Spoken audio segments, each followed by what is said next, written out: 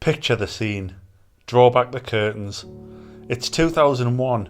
Hearsay are riding high in the charts. Michael Jackson visited the Oxford Union to give a talk about child welfare, and Paris Hilton gets out of a taxi. Enter stage left. A gangly young man, fresh-faced, finding his way in the world. Girls intimidate him, and he's getting a bit worried that his time will never come. Unsure what to do with his life, he finds himself enrolled at the University of Sunderland, bewitched by a beautiful classmate. The thing is, she's older than him and infinitely cooler. She's an artist, a singer, she's even in a band. She's the most popular girl in class. I mean, her best mate is Lauren Laverne, off of the telly and the radio, for God's sake. So why is she showing our nervous young man so much attention?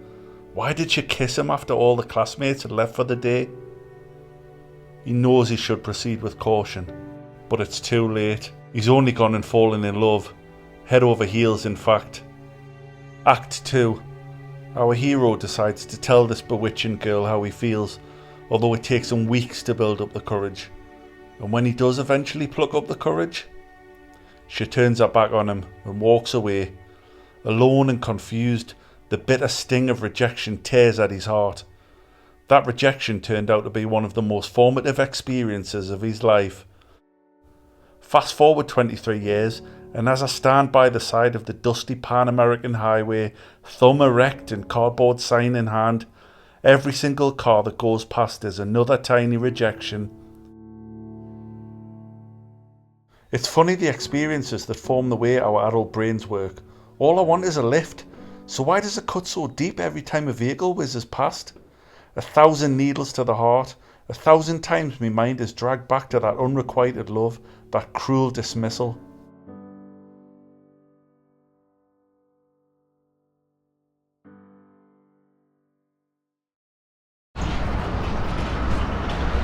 Guess where I'm going?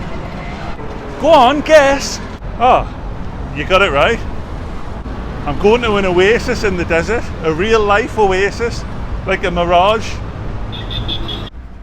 There's times where I hate walking about talking into my camera. Like being a tourist, a modern day tourist with content. Like when you see people doing that back in Britain, I'm exactly the kind of person that rolls his eyes and goes, look at those dicks. And now I've become everything that I hate. Mining every tiny experience just for a little bit of content, grubbing about for likes. But it's fine, because I keep telling myself that I do it in an ironic way, so it's not real. Although I am thinking about setting myself up in OnlyFans.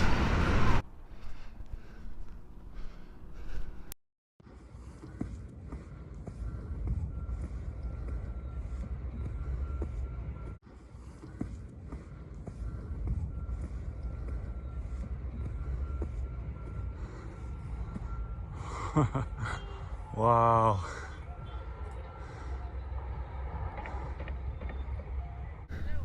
There's people walking up this sand dune, so that's what I'm going to do.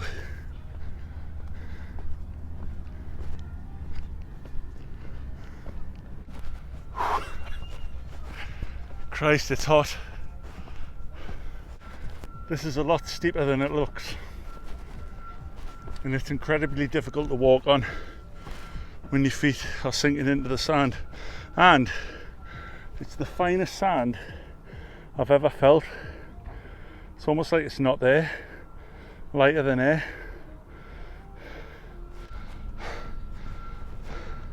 I'm so thirsty. It would be me who comes to a literal desert without any water. Honestly, how have I survived this long?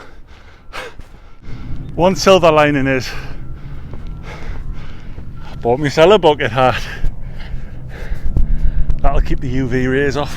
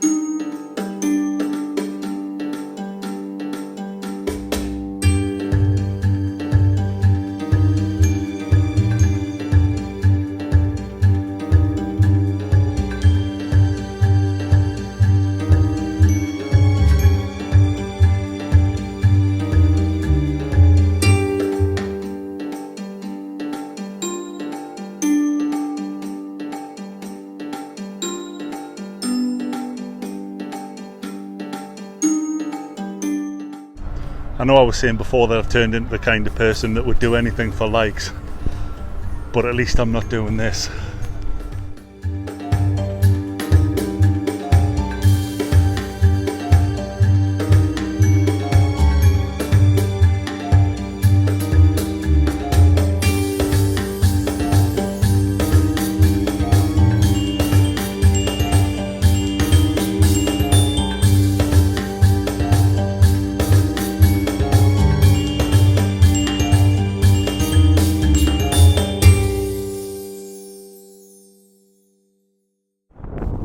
So I'm currently trudging down the Pan American Highway because I can't get a lift.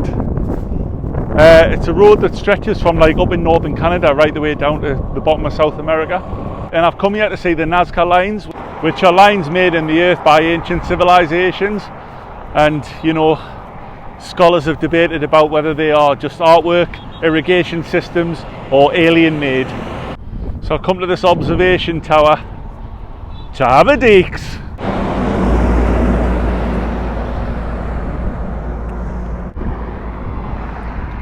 Like, the lines aren't deep at all. Like, you would think that they would have been eroded after all this time, but they're only like an inch deep. And the fact that they're still here 2,000 years later is totally amazing.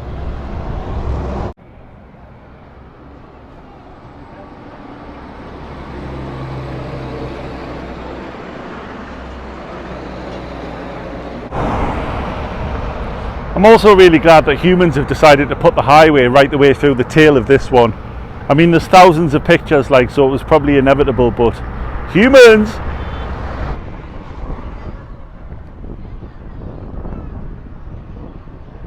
I'm really struggling here. I've still only had one lift and I've been trying for like 4 days. Again, like, I've got a secret weapon, like, I just don't know if Peru's ready for it. It would work, but it's just dangerous, you know. And so it was on to more buses, this time through the majestic heights of the Andes, the bus flirting with the cliff edge like a child dipping his toe into the fire. But I've never seen views like it, and moving from town to town was thankfully not a ball ache.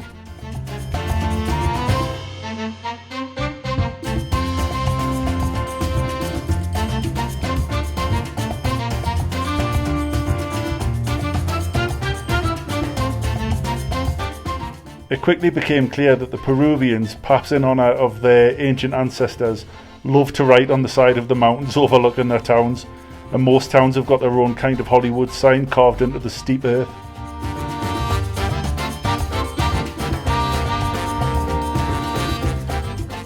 Anyway, it's been Independence Day here in Peru, and there's been loads of celebrations.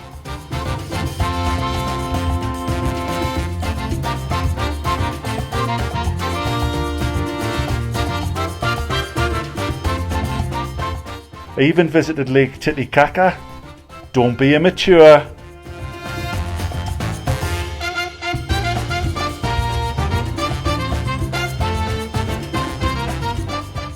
Tell you what though, I'm really high up here, and in terms of altitude, these are some of the most elevated towns on Earth. What that means though is that your body takes a while to get used to the conditions. Like, as soon as I stepped off the bus, I was struggling to breathe properly, and 3 days later I'm still like not catching my breath properly. But that's where coca leaf tea comes in handy. The locals swear by it for reducing the symptoms of altitude sickness, and even though there's little in the way of scientific evidence, I've been drinking the stuff like there's no tomorrow. I've also been enjoying another local drink, Pisco Sours, which is a Peruvian spirit with like a foamy lid of whisked egg on top. It's nice to enjoy with a book, although the constant loud samba music makes a mockery of the kind of dread Stephen King hopes to inspire.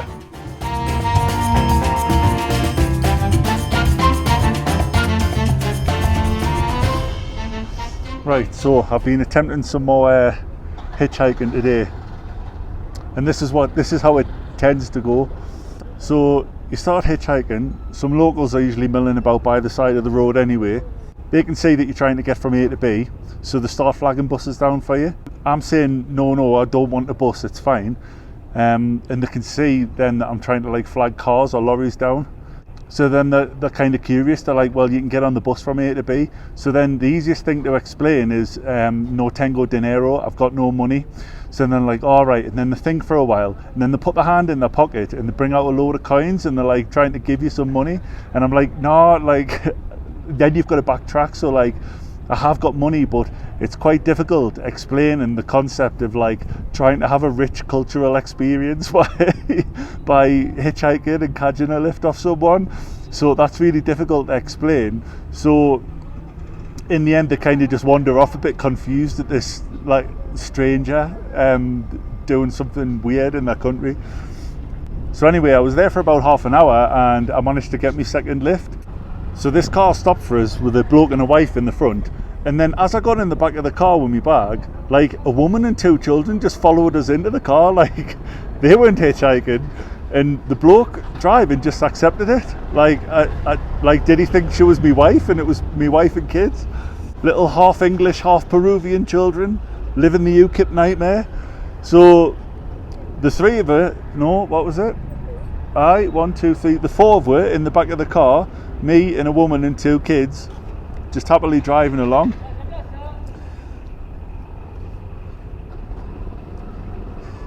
So I gave the bloke a few coins for his trouble to go towards petrol. But I'm in the middle of nowhere now and I'm on my way to the border, the Bolivian border. So I'm going to get in one of these little, you're not allowed to say tuk-tuks anymore, you little motorcycle cabs. I'm going to get that to the border and then I'm on my way to another country.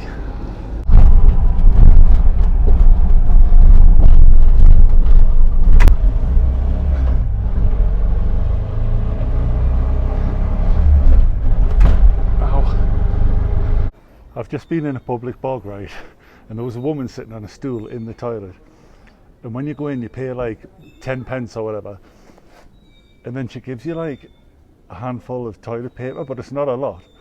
Like imagine if you went into the trap and then had to shuffle back out still unclean, like, can I have some more toilet roll please?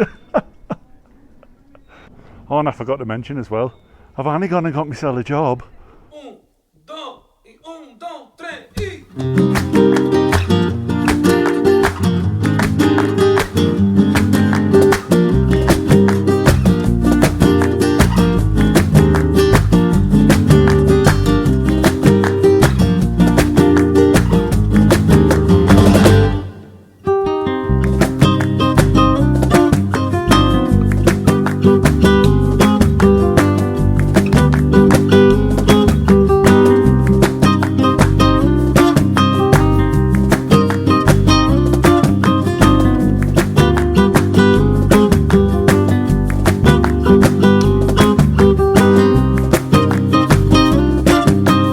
Say